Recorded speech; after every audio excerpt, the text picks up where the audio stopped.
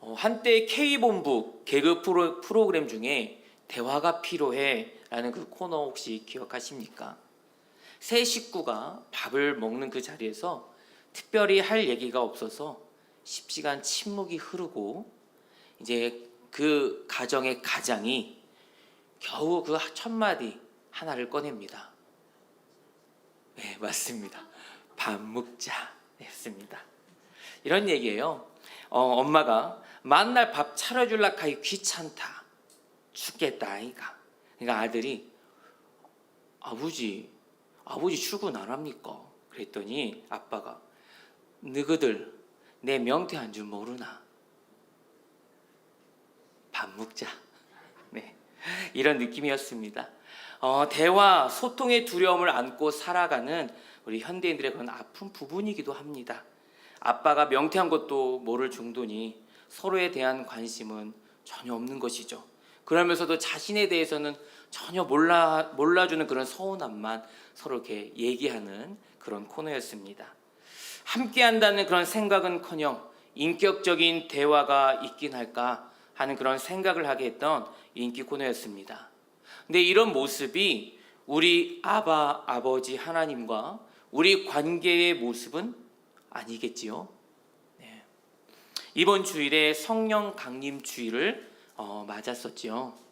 예수님이 부활하신 때를 기준으로 50일이 되는 날 성령님이 임하셨습니다. 처음에는 예루살렘에 모여있던 제자들에게였고요. 또 그 성령님은 모든 신자들 안에 거하십니다. 그러니까 오늘 우리에게도 성령님이 함께 하십니다. 우리 한 사람 한 사람에게 그리고 공동체로서 우리 교회 가운데 함께 하십니다.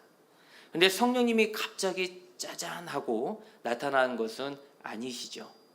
오랜 그 구원의 역사 가운데 오셨습니다. 하나님의 그 오랜 그 열심 가운데 오셨던 것이죠. 얼마나 오랜 열심 가운데 우리에게 찾아오셨는지 그 발자취를 한번 밟아볼까요? 하나님은 처음부터 인격적이었습니다. 하나님의 인격성은 함께 있으며 또 함께 거하는 모습으로 나타났습니다. 또 함께 있고자 우리 사람을 지으셨고요. 사람과 에덴에서 함께 지내셨습니다. 또 이스라엘은 하나님이 이 땅에서 함께 거하기 위한 백성이었는데 하나님은 특히 성막과 또 성전을 통해서 임재하셨습니다. 그러나 백성은 죄를 범하여서 그 관계를 상실했고 또 성전의 파괴는 하나님의 그 떠남을 상징했었죠. 그런데 하나님이 나타나셨습니다. 다시 오셨어요. 첫째는 그리스도를 이 땅에 보내심으로 또 이어서 성령을 우리에게 보내심으로써 다시 오셨습니다. 그래서 성령은 하나님의 인격적 그 함께 하심이라는 것을 우리가 보게 됩니다. 오늘 설교 제목처럼 성령님은 인격적이십니다. 성령님의 이 속성을 우리가 놓쳐서는 안 되는 것이죠. 그런데 저만 해도 주일학교 시절에 또 그리고 중고등부 때도 이렇게 배운 적이 기억이 잘 나지 않습니다. 제가 들었던 설교에는 성령님을 주로 불이라는 이미지로 대표되었던 것 같아요. 불로 충만하게 하소서. 그래서 막 기도할 때 막 불로 막 하셨던 것 같아요. 그렇게 뭐 불받아야 한다고 이렇게 또 얘기하셨던 것 같고요. 또한 성령님은 어떤 힘이나 또 능력의 이미지가 좀 강했던 것 같습니다. 성령 받아야 우리가 능력 받는 것이다 라고 그렇게 제가 잘못 오해할 수 있었겠지만 그렇게 오해했을지 모르겠지만 그렇게 저는 어렸을 때 그렇게 받아들였던 것 같아요. 그러니 불 또는 힘 이것은 인격적인 그런 관계성의 의미에 잘 와닿지는 않았던 것 같습니다. 그러다 보니까 마치 성령님을 소유해야 하는 그런 대상이었던 것처럼 느꼈던 것 같아요. 물질이나 또는 물리적 관계적인 느낌이 좀 더 강했던 것 같습니다. 그러나 이 땅에 오셨던 그리스도께서 즉 예수님이 한 인격체가 되셨듯이 또 매 순간 그렇게 사람들에게 인격적이었듯이 그리스도의 영이요 또 하나님의 영이신 성령님도 인격적이시라는 것을 우리가 성경을 통해 배울 수 있습니다. 성령님을 잘못 이해하는 경우가 또 이런 것도 있어요. 성령님을 마치 나누어 주는 그런 대상으로 여기는 성령 운동하는 사람들이 있었습니다. 또 위험하죠. 성령님을 인간이 또 다른 사람에게 나눠주고 보내고 그런 한다는 생각 자체가 위험한 것이죠. 극단적, 그 신비적 현상을 성령의 역사로 조작하는 경우가 있었습니다. 예전에 그쵸? 제가 청년 때였던 것 같아요. 그때 어떤 이렇게 단체가 이렇게 막 이렇게 이곳저곳을 이렇게 돌아다니면서 했던 것 같은데, 이렇게 하나님을 막 조용히 묵상하는 그 기간 동안 뭐 이빨이 변해서 금이빨이 됐다거나, 그렇죠? 그때도 이렇게 손에 이렇게 금가루가 이렇게 마치 나타났다는 듯이, 네, 그것이 막 성령의 역사라고 그렇게 막 현혹했던 그런 단체도 있었고요. 또 쓰러짐이나 입신 등 이러한 곳으로 성령님을 물리적 대상으로 취급했던 그런 모습들도 있었습니다. 네, 우리가 성령님을 인격적이라고 말할 때는 그것은 우리와 함께 하신다라는 겁니다. 정말 성령 안에서 관계를 맺는 그 관계적이라는 그런 의미를 가지고 있습니다. 그리고 이것은 오늘 우리에게 중요한 의미로 다가오는데, 저마다 우리는 이 땅 가운데서 외로움과 곤고함을 겪으며 살아가고 있다는 것이죠. 26절에서 성령님이 우리의 연약함을 도우신다라고 바울이 증언합니다. 고통은 여전하고 또 나는 계속 무기력해지고, 그래서 기도할 힘조차 없을 그때에 누가 나를 위해 기도해 준다고요? 네, 성령님께서 기도해 주신다고 합니다. 우리 26절을 우리 한번 보도록 하겠습니다. 이와 같이 성령도 우리의 연약함을 도우시나니 우리는 마땅히 기도할 바를 알지 못하나 오직 성령이 말할 수 없는 탄식으로 우리를 위하여 친히 간구하시느니라.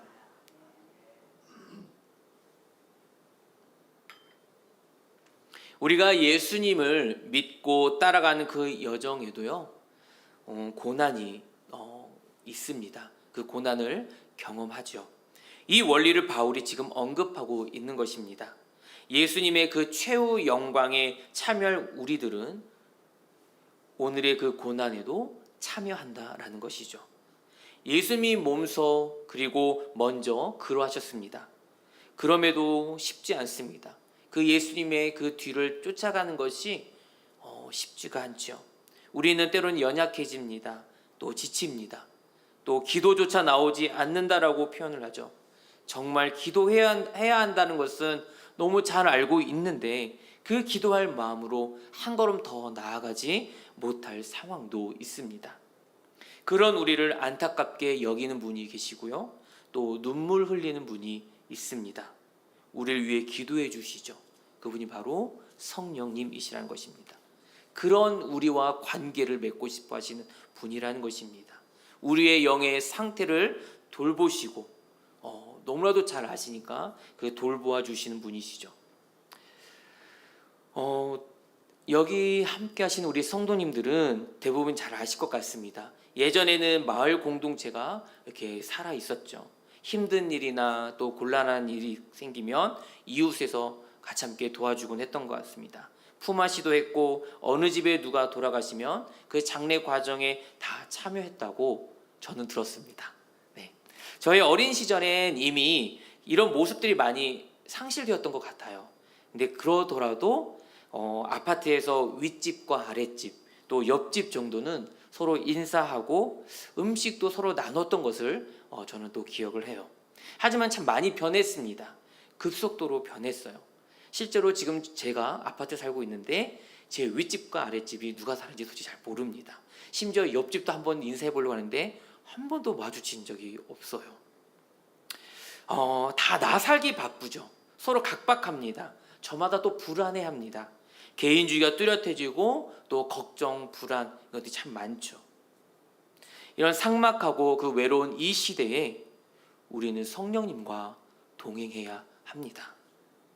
우리는요 성령의 그 공동체를 이뤄나가야 한다라는 거예요. 그래서 성경은 말합니다. 성령을 통하여서 하나님이 자기 백성에게 우리에게 돌아오셨다라고요. 또 바울은 증언합니다. 이제 성령께서 우리 안에 임재하시고 내주하신다라고 합니다. 오늘 우리의 힘듦과 그 외로움을 성령님 앞에 꺼내놓는 그 복된 날이기를 축복합니다. 바울 사도가 성령님의 인격적임을 이렇게도 증언했는데요. 성령님이 우리를 하나님의 아들 또 딸로 입양시킨다고 말이죠. 하나님의 식구가 되는 그 매우 인격적인 일을 성령님이 행하신다라는 것입니다. 이 복된 변화를 우리가 잘 믿지 못하니까 우리 안에서 하나님을 아빠라고 부르게까지 하십니다. 이처럼 가장 인격적인 관계로 또 가장 친밀한 언어로 성령님이 주관하고 있다는 것을 우리는 깨닫게 됩니다. 바울이 우리 성도와 하나님 새로운 관계를 입양이라는 그 개념으로 설명하는데요. 로마 문화에서는 입양된 그 자녀가 옛 가정에서 가졌던 그 모든 권리를 이제 다 뒤로 하고 새 가정에서 법적으로 자녀의 그 모든 권리를 얻고 그 모든 것을 다 누렸다라고 합니다. 마찬가지로 한 사람이 그리스도인이 되면 그 성도는 하나님의 자녀가 갖는 그 모든 특권과 책임을 얻게 된다는 것이죠. 그만큼 귀하게 여겼다라는 겁니다. 하나님께서 우리를 귀하게 여기신 거예요. 그냥 단지 그냥 너 내 아들 딸 하고 그냥 내버려 두는 것이 아니라 정말 귀하게 여겨서 양자로 삼으셨다라고 약속하신 것입니다. 한편 유대인 전통에서도 하나님의 자녀가 된다는 그것은 무엇보다 그 하나님 아버지와 친밀한 관계를 나타내고 있는 뜻이기도 합니다. 이렇게 예수님이 하나님의 아들로서 선언이 되면서 그때부터 공적인 생애를 이렇게 시작한 것을 우리는 사복음서를 통해서 보게 되는데요. 그 후로 예수님은 성부 하나님을 부를 때 아바라고 불렀습니다. 이 호칭은 당시 유대인들이 사용하던 일상 언어이고 이게 아람어인데 아버지, 아빠라는 뜻입니다. 감사하게도 성령님은 그 예수님만의 그 호칭을 우리도 하나님께 사용할 수 있도록 해주셨던 거죠. 성령님은 그래서 우리를 예수님의 영적 형제, 자매가 되기까지 도와주시는 분이십니다. 얼마나 인격적인 그런 사역인지를 우리는 알게 돼요. 오늘 말씀이 집중적으로 다루고 있는 내용은 성령님이 인격적인 분이시다라는 것인데요. 성령님은 우리와 함께 하시기 위해서 우리 가운데 오셨습니다. 또 우리 안에 내주하시는 분이시고요. 이 복된 변화를 우리가 믿지 못할까 봐 우리를 자녀로 삼아주시는 그 일도 하셨다라는 거예요. 입양 절차를 다 이루어 주셨습니다.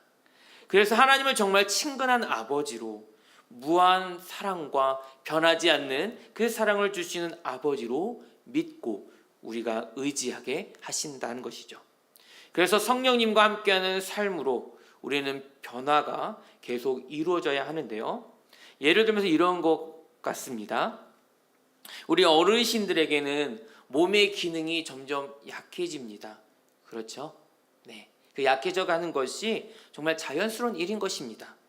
네, 이를 모를 사람이 있습니까? 그렇죠? 다 알지만 우리가 정말 실제로 그걸 겪게 되면 아프면 정말 고통스럽습니다. 그리고 자녀들을 쉽게 볼 수 없는 그런 거리에서 살아가는 것이 우리 어르신들의 이제 환경이 되어버린 것 같아요.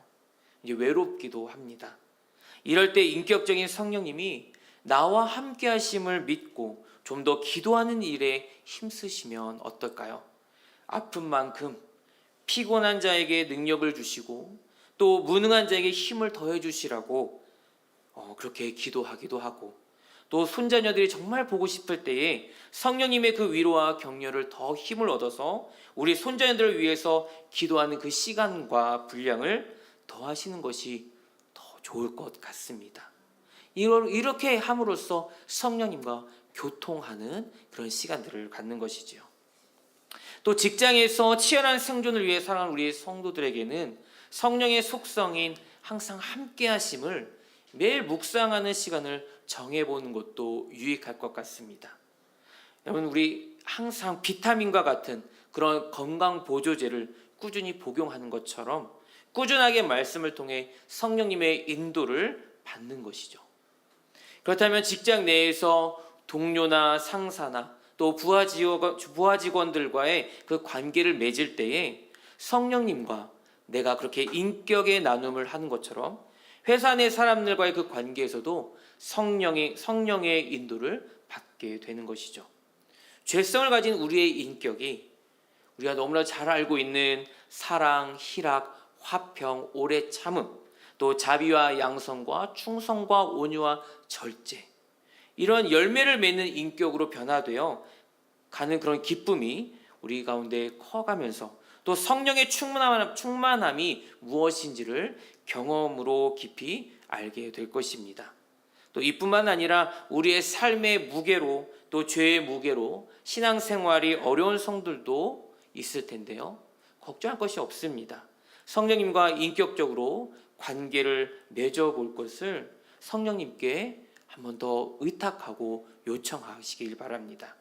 성령님은 예수님을 만날 수 있도록 우리를 인도해 주실 것이고 또 하나님 아버지를 더욱 신뢰하도록 우리의 마음을 변화시켜 주실 것입니다. 이 말씀을 맺습니다. 우리가 성령님을 인격적이라고 말할 때 그것은 성령께서 우리와 함께 하신다라는 것, 성령을 통해서 하나님이 함께 하시고 성령을 통해서 예수 그리스도가 우리와 함께 하신다라는 것입니다. 그래서 관계적이다라고 의미를 말씀드렸습니다. 그리고 이것은 오늘 우리에게 중요한 의미로 다가온 이유가 저마다 우리는 외로움과 곤고함을 겪어가면서 살아가는 인생인데도 우리는 하나님을 잊고 예수 그리스도의 그 십자가의 보혈을 잊고 성령께서 우리를 도우신다는 것을 잊고 내 힘으로 하려고 할 때가 너무 많다라는 것이죠. 그러고 난 다음에 낙심하고 절망을 해요. 우리가 그러는 동안 성령님께서는 우리에게 인격적으로 다가오시며 만나기를 원하신다라는 것입니다. 하나님이 자기 백성에게 또 성령을 통하여서 우리에게 오셨고 이제 성령께서 우리 안에 임재하고 내주하시며 성령님이 우리의 연약함을 도우신다라는 것, 이것을 오늘 가슴에 새기기를 축복합니다. 그래서 오늘 우리의 힘듦과 외로움을 성령님 앞에 꺼내놓을 때 그 복된 날이 시작됨을 믿으시기를 바랍니다. 우리의 고통은 여전합니다. 또 내가 무기력할 때가 자주 찾아와요. 이런 상황들이 너무 힘들어서 기도조차 할 수 없을 때 성령님께서 나를 위해 기도하고 계신다는 것을 오늘 말씀을 통해 깨달았으니 우리 모두 성령님을 더욱 의지하시기를 주님의 이름으로 축복합니다. 인격적이신 성령님과 매일 관계를 맺고요. 예수님이 우리에게 성령을 보내주신 그 목적대로 예수님을 믿고 또 예수님을 더 사랑하고 하나님 나라 그 동역자로서 함께할 것을 더욱더 확신을 갖고 살아가는 우리들 또 우리 교회를 회복해 주시기를 주님의 이름으로 축원합니다.